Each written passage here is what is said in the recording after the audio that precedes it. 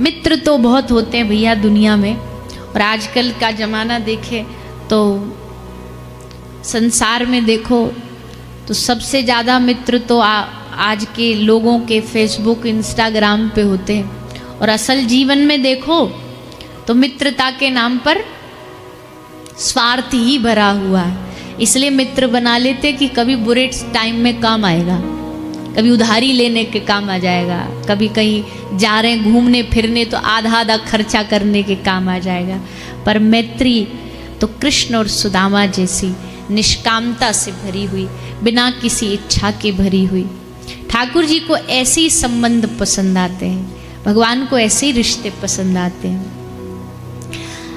सुदामा जी इतने निष्काम थे कि उनकी निष्कामता इस बात से पता चलती है कि उन्होंने कभी अपने घर में भी इस बात की चर्चा नहीं करी कि द्वारिकाधीश मेरे मित्र हैं। किसी को नहीं पता।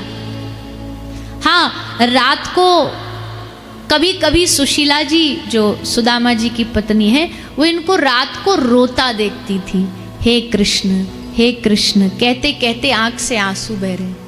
पूछने की भी कभी हिम्मत न हुई। पर एक दिन भगवान ने सोचा ये तो मुंह से बोलेंगे नहीं, हमको ही कुछ करना पड़ेगा। तो ठाकुर जी एक बार भिक्षुक का रूप बना के सुशीला के द्वार पर आए।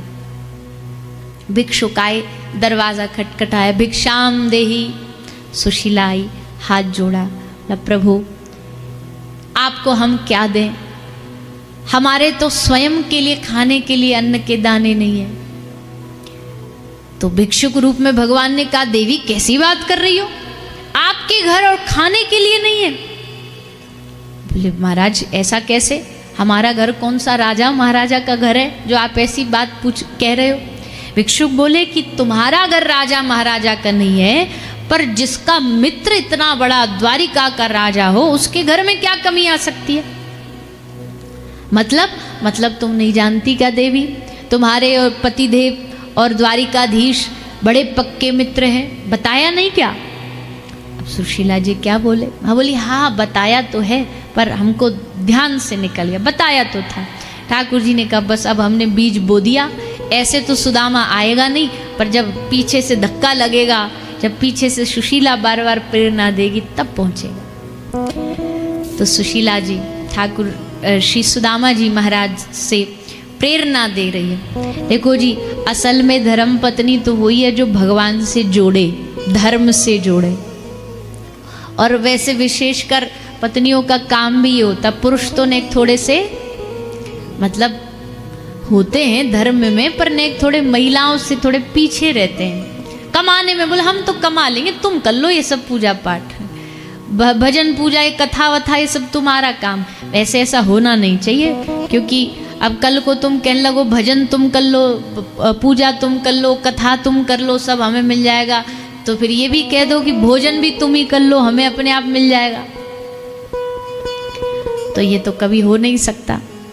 स्वयं का किया गया स्वयं पाता है इंसान। इसलिए अपने आप को खुद भजन में लगाना चाहिए। हाँ, मैयाओं का भाव थोड़ा धर्म में ज़्यादा होता है, पूजा पाठ में ज़्यादा लगी रहती हैं, कथाओं में ज़्यादा लगी रहती हैं, पर जो करेगा उसको वो मिलेगा। हरिनाम जो करेगा, माला जो करेगा, उसको करने से स्वयं प्राप्त हो जाएगी। अब एक घर में महिला माला करे और सबरे घर बोले इसी में हो जाएगा हमारा, तो ऐसे नहीं होता। सबके घर में माला अलग होनी चाहिए, सबकी जाप की संख्या अलग अलग होनी चाहिए, सब अपना भजन खुद करो। हाँ, दान एक ऐसा है जिसमें पूरे घर को मिल जाता, पति पत्नी को मिल जाएगा, यज्ञ करो पति पत्नी को मिल जाएगा, भजन नहीं मिलेगा। भजन सबको स्वयं करना चाहिए। तो ग्रस्त धर्म में संबंध वैसे सब वही होते हैं जो आपको भगवान से जोड़ते हैं। इतिहास की वो घटना इससे बड़ी क्या हो सकती है। नाम तो सब आप जानते होंगे, हम नहीं बताएंगे, पर जो एकदम मोह में डूबे हुए, एक दिन भी पत्नी मायके जाए तो रात भर नींद नहीं आती, बोले ये तो अब हम कैसे रहेंगे। और फिर जब वो गई अपने पिता के घर तो बेचैन हो गए, मिलन की इतनी तीव्र इच्छा कि अब रहा न जाए। भागे, आधी रात को भागे और आधी रात को भागते भागते जब पहुंचे तो सामने पत्नी ने देखा। पत्नी बोली, अरे आधी रात को तुम कहां से आगे, रास्ता में नदी नहीं पड़ी? बोले पड़ी थी। कैसे पार करी? बोले नाव में पार करी। और यहां कैसे आए, हमारे कक्ष तक कैसे आए? बोले नीचे वो एक रस्सी डली थी, सो पकड़ करके आ गए। पत्नी बोली, आधी रात को तुम्हारे लिए इतनी व्यवस्था किसने बना के रखी कि नाव भी रख दी, रस्सी भी रख दी? तो देख के आए हम। जाकर के देखा तो बहते हुए शव को नाव समझ करके और एक सर्प को रस्सी समझ करके पहुंच गए। क्या नाम था? पत्नी रत्ना देवी। रत्ना कहती है, अरे आप अर्धरात्रि को उसको सर्प को रस्सी समझ के आ गए। अब देखो, संसार की कोई महिला होती ना तो राजी हो जाती, खुश हो जाती, हाँ देखो कितना प्रेम करते हमारे पति, देखो कोई होश ही नहीं। पर धन्य है वो माता। कहती है कि इस हाड़ मास के शरीर से तुम इतना प्रेम करते हो, काश इतना प्रेम तुम राम से करते तो आज रत्ना ने तुमको राम मिल जाता। और कभी कभी वैराग्य धारण करने के लिए लंबे चौड़े प्रवचनों की जरूरत नहीं होती, कभी कभी एक लाइन वैराग्य दिला देती है। तो तुलसीदास जी ने बस अब तुलसी तुलसी ना रहे, तुलसीदास बन गए। अब लो नसानी अब ना नसई हो। तुलसी बाबा ने गाया, अब सब जो हुआ हुआ अब ना नसई हो। अब ये हृदय, अब ये चित्त ठाकुर जी का हो गया। तो भैया गृहस्थ में सब लोग ही जीते हैं, सब लोग यहाँ जितने बैठे, हमको लग सन्यासी तो कोई नहीं है, सब गृहस्थी है। तो गृहस्थ धर्म में नियम बना लो कि हर एक संबंध में कोशिश करनी चाहिए एक दूसरे को भक्ति के लिए प्रेरित करो। बच्चों को, परिवार को, जिसमें थोड़ा भी कुछ इतना भाव नहीं, उनको प्रेरणा दो, कथा सुनाओ, उनको भजन कराओ, तभी आपके संबंध पूरे होंगे। यहाँ कथा हो रही है, कथा में देखो आपके रिश्तेदार आए होंगे, दोस्त आए होंगे, दूर के रिश्तेदार भी आ सकते हैं। तो असली संबंधी कौन? जो आपको भगवान से जोड़े। जो भगवान से जुड़े वही असली संबंध है। तो सुदामा जी महाराज की पत्नी सुशीला सुदामा जी से कहती है, स्वामी एक हमारी प्रार्थना स्वीकार कर लीजिए।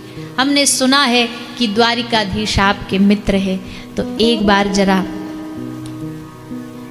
उनका दर्शन करने, उनसे मिलन करने के लिए आप द्वारिका चले जाइए। सुदामा जी बोले, हम नहीं जाएंगे, हमको समझ लिया जाएगा कि सुदामा कोई आशा लेकर के आया है। बोले, जरूरी थोड़ी है कि आप कुछ आशा ही लेकर के जाओ, मिलन की भी तो आशा होती है, मिलने की भी तो आशा होती है। तो आप केवल मिलने के हिसाब से आप उनसे मिलने चले जाइए। सुदामा जी मन में भाव लेकर के ठाकुर जी से मिलन की इच्छा लेकर के चल पड़े। जिंदगी में मार्ग में खूब सारी बाधा, खूब सारी रुकावटें आई, पर सुदामा जी केवल भगवान पर विश्वास रख के चले जा रहे हैं। क्या गाते जा रहे हैं? जहां नाथ रख लोगे वहीं मैं रहूंगा। सबसे सुंदर पंक्ति, न कोई उल्हाना, ना कोई अर्जी, ना कोई कंप्लेन और ना कोई मांग, कर लो करा लो प्यारे जो तेरी मर्जी। बनना है ना तो एक बड़ा पुराना खेल है कठपुतली का खेल। वो कठपुतली की जो दो कठपुतलियां होती है ना, पूरी कहानी उनसे ही चलती है, पर कठपुतली कुछ नहीं कर रही होती। कर कौन रहा होता है? पर्दे के पीछे ऊपर वो हाथ में लेकर के उस जाल को, रस्सी को वो नचाता रहता है। तो सबरी दुनिया नाच रही है और नचाने वाला कोई ऊपर बैठा है। तो जब सब नचा ही वही रहा है, कर ही वही रहा है, तो फिर काय बात का उल्हाना, काय बात की अर्जी। अब सौंप दिया इस जीवन का सब भार तुम्हारे हाथों में, है जीत तुम्हारे हाथों में, है हार तुम्हारे हाथों में। करके प्रयास तो कर सकते ना, कोशिश तो कर सकते ना। इस नए वर्ष में यही शुरू करो, यही आरंभ करो, ये जीवन समर्पित चरण में तुम्हारे, कर लो करा लो जो करना है। हमको एक उदाहरण बहुत प्रिय है, क्योंकि वो समर्पण का उच्चतम शिखर है कि एक कुम्हार माटी में कुछ सामान की आकृति बना रहा होता है, तो बनाता बनाता उसने आकृति ऑलमोस्ट पूरी कर ही ली कि फिर वो एकदम से थोड़ा सा पॉज हुआ, रुका, और उसने फिर से सारी बनी हुई आकृति को मिट्टी में मिला दिया और फिर दोबारा कुछ बनाने लगा। तो मिट्टी ने कुम्हार से पूछा कि भाई तूने पूरा बना भी लिया था और बनने ही वाला था कुछ ना कुछ आकार, और फिर तूने मिटा दिया। तो बोला मेरा मन बदल गया कि पहले मैं कुछ और बना रहा था, अब कुछ और बना रहा हूँ। तो पहले क्या बना रहा था? तो बोले पहले मैं चिलम बना रहा था, अब क्या बना रहा है? अब मैं मटका बना रहा हूँ, घड़ा बना रहा हूँ। क्यों? बोले बस ऐसे ही मन बदल गया मेरा, मन किया तो मन ने सोचा कि मटका बनाऊंगा। तो मिट्टी मुस्कुराते हुए कुम्हार से कहती है कि भाई तेरा तो केवल मन बदला, मेरा तो पूरा की पूरा जीवन बदल गया। क्योंकि चिलम बनती तो खुद भी जलती, पीने वाले के फेफड़ों को भी जलाती। अब घड़ा मटका बनूंगी तो खुद भी जल भर के शीतल रहूंगी, और जिसको पानी दूंगी उसको भी शांति और उसकी प्यास बुझाऊंगी। अगर अब मिट्टी जिद कर ले कुम्हार को कि ना जो हम आकृति बताएंगे वही बनानी पड़ेगी, तो ना, मिट्टी का काम है कुम्हार के प्रति समर्पित हो जाना। अब उसकी मर्जी, वो जो चाहे बनाए। वैसे ही मिट्टी बन के ठाकुर जी के चरणों में बस सौंप देना है, अब तेरी जो मर्जी बना। और फिर वो जो बनाता है ना, तो वो चमत्कार बनाता है। एक बच्ची आज आई हमारे पास, बड़ी कम आयु की थी, तो हमसे बोली कान में आके एक प्रश्न पूछना है। बोलो पूछो। बोले हमको ये पूछना है, क्या एक भगवान का नाम सब कुछ कर सकता है? तो हमने कहा तुम भरोसा रख के देखो, सब कुछ कर सकता है।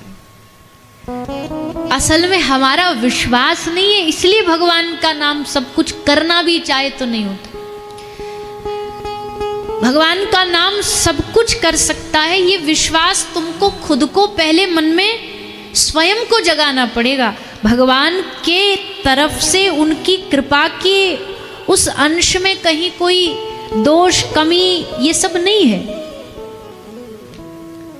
आप भगवान के नाम की अगर पूछते हैं कि एक नाम की, भगवान श्री तुकाराम जी मंदिर में विराजमान हैं, और उनके दर्शन करने के लिए आज छत्रपति श्री शिवाजी महाराज पधारे हैं दर्शन करने के लिए तुकाराम जी के। श्री तुकाराम जी के दर्शन और संत दर्श को चालिए तज माया अभिमान। संत दर्शन को फौज लेके नहीं जानी चाहिए, संत दर्श तो बड़े विनम्र भाव से जाना चाहिए, चाहे तुम कितने भी बड़े पद के अधिकारी हो। तो श्री तुकाराम जी एकदम एक घुड़सवार को लेकर के आ गए दर्शन करने के लिए। आए, आकर के प्रणाम किया। अब भैया किसी ने ये सूचना मलेच्छों को दे दी कि छत्रपति अकेले गए, बिना फौज के गए, बिना सिपाहियों के गए। बोले इससे बढ़िया मौका क्या होगा। सारे इकट्ठा जुट बना करके आ गए, आकर के मंदिर को चारों तरफ से घेर लिया। घुड़सवार भागा भागा, अब महाराज अनर्थ हो गया, अनर्थ हो गया। आज तो सब मामला सा लगता खत्म, सब खत्म, पूरी तरफ से हमें घेर लिया गया, बचने का कोई रास्ता नहीं है।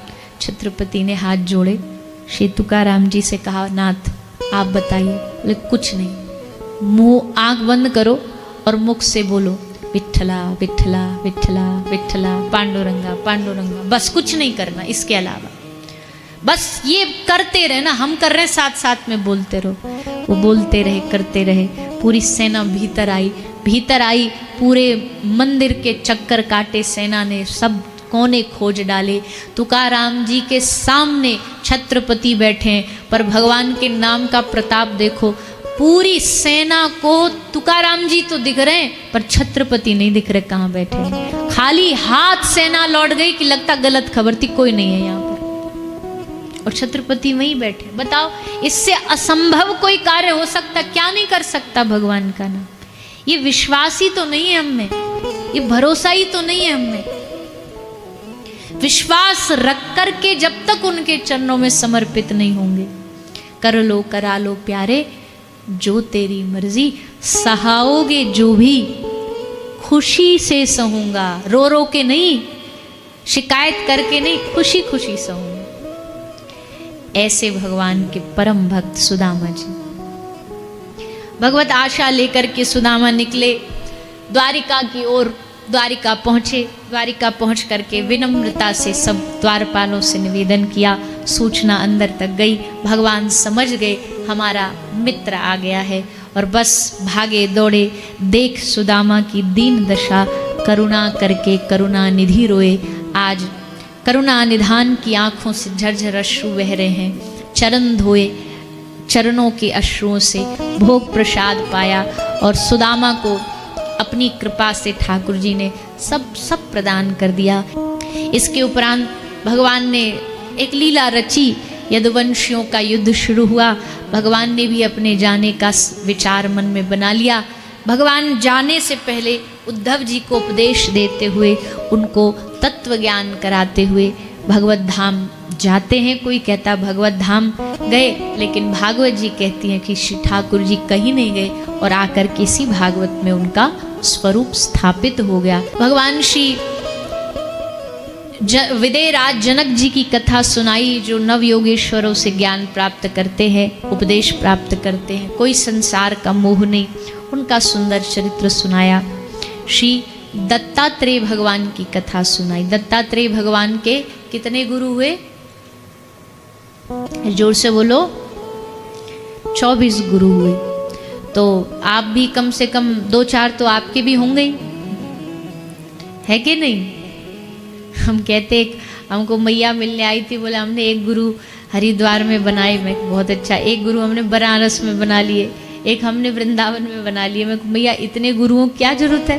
बोले सब तीर्थ में एक एक बना रखे, क्योंकि मैं तीर्थ यात्रा पे जाती रहती हूँ, तो बेकार में धर्मशाला में रूम लेना पड़ता है, खर्चा बढ़ता है। इससे बढ़िया सब जगह एक एक गुरु बना लिए, खर्चा बच जाता है। गुरु जी के आश्रम में थोड़ी खर्चा लगता है, और गुरु जी के आश्रम में तो लोग ऐंठ से और जाते हैं, खर्चा तो छोड़ो। बोले गुरु जी बड़ी गंदगी थी कमरे में, गुरु जी ये बढ़िया नहीं था, जैसे गुरु जी पे एहसान कर रहे हो ये आश्रम आकर के। तो भैया भगवान बचाए ऐसे चेलाओं से, शिष्यों से। तो 24 गुरु का अर्थ दीक्षा लेना नहीं होता। दीक्षा तो जन्म में, जीवन में भगवान कृपा करके एक ही गुरु देते हैं, क्योंकि बाकी सब संबंध खून के होते हैं, और गुरु शिष्य का कई युगों का संबंध होता है। तो उस संबंध में ये सब स्वार्थ देख के और इच्छा देख करके नहीं करना चाहिए। जहाँ पूर्ण समर्पण हो, जहाँ पूर्ण विश्वास हो, वहाँ दीक्षा एक बार लेना चाहिए, बस खेल खेल में नहीं। आज ये गुरु जी कथा सुनाने आए, ये बढ़िया लग गए, कल को कोई दूसरे आ जाएंगे कथा सुनाने, उनकी कथा बढ़िया लग जाएगी, अब पिछले वालों को भूल जाएंगे, वो गुरु जी। सम्मान करो, पर ये थोड़ी है कि सबको आप मंत्र दीक्षा ले सकते हो, वो नहीं ले सकते। आप उनको शिक्षा गुरु बना लो, इनसे ये सीखा, उनसे वो सीखा। सिखाने को तो भैया जमीन पर बाहर पड़ी एक पादुका भी तुमको कुछ ना कुछ सीख दे सकती है। सिखाने के लिए तो सारी दुनिया है, पर दीक्षा के लिए तो एक ही गुरु होता है। बस सोच समझ के बनाओ, क्योंकि पानी क्या बोलते, पानी पियो छान के, और गुरु बनाओ।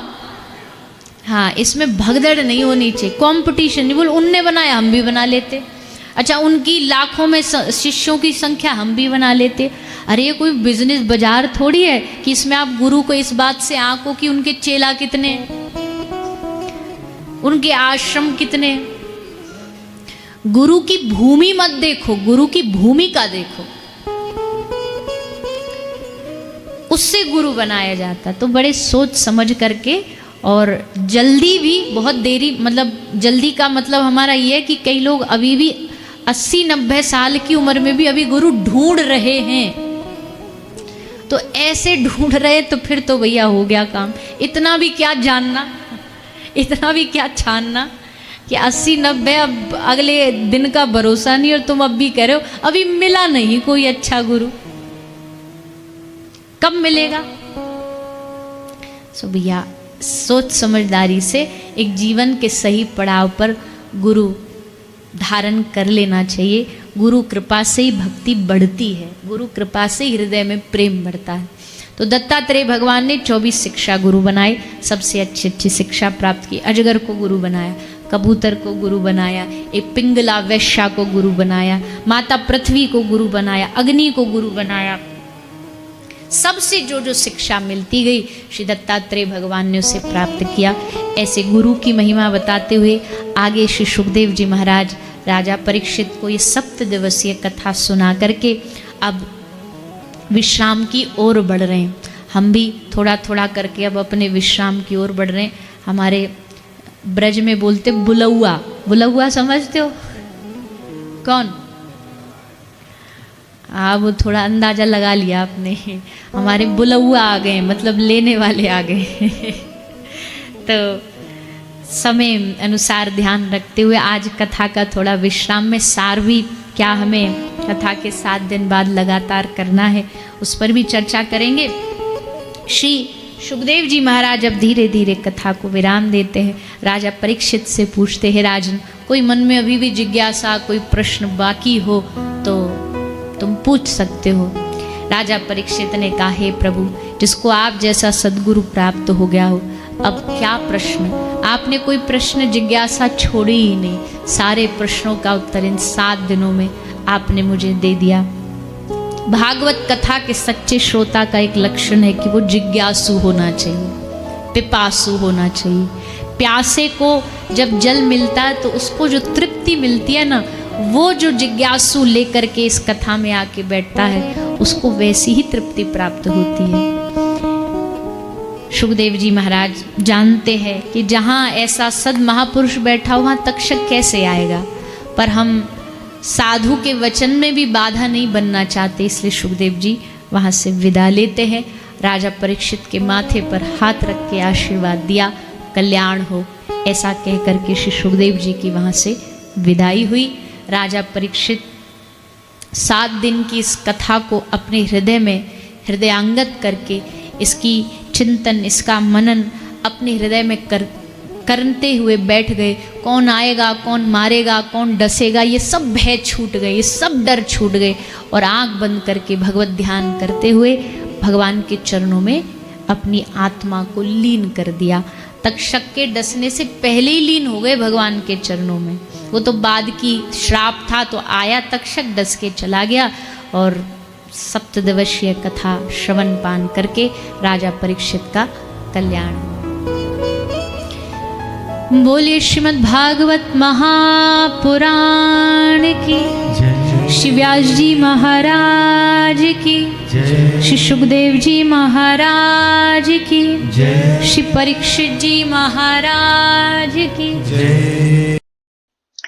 जय श्री कृष्ण, जय श्री राम।